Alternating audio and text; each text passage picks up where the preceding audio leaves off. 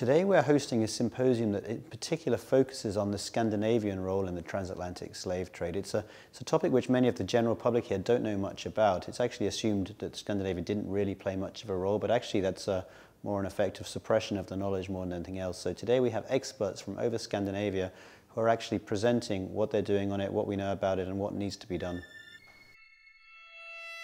It's a very interesting day today because this topic will be discussed and presented in so many different ways and so many different angles.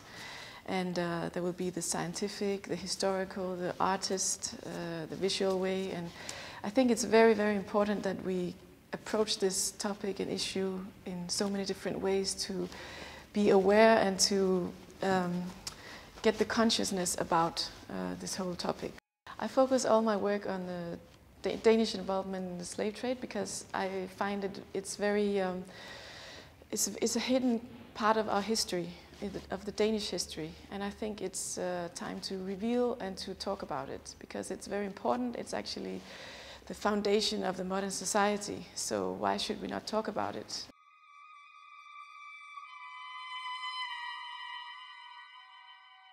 Iceland had this very, very small part in the bigger story of the transatlantic slave trade.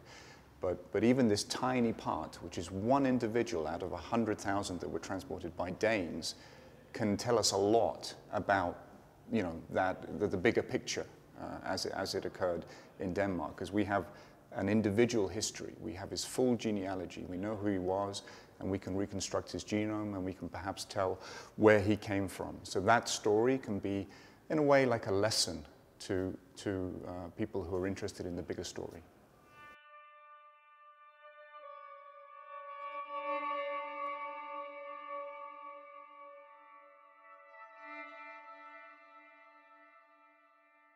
I think when you are at an event like this and you do hear this from professionals, it brings something up because it's knowledge that I don't know about. It's knowledge that you usually just hear two sentences of, that Denmark had colonized this island, and that's it.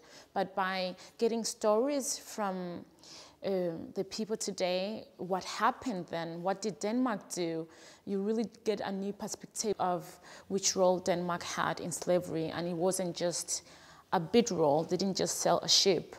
They really had an active role.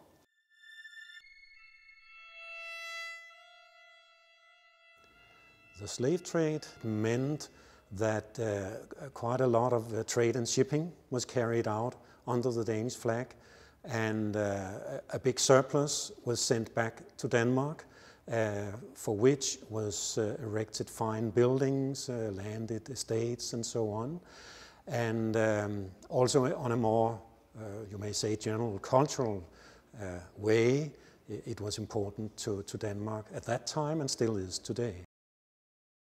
What Eurotast is doing today, I think, is a beginning of a new era of Denmark really admitting to have played a big part of slavery, because even though you have history classes in Denmark, you mostly hear about other countries who have had slaves, but whereby your teachers will say Denmark have only had a small part of it.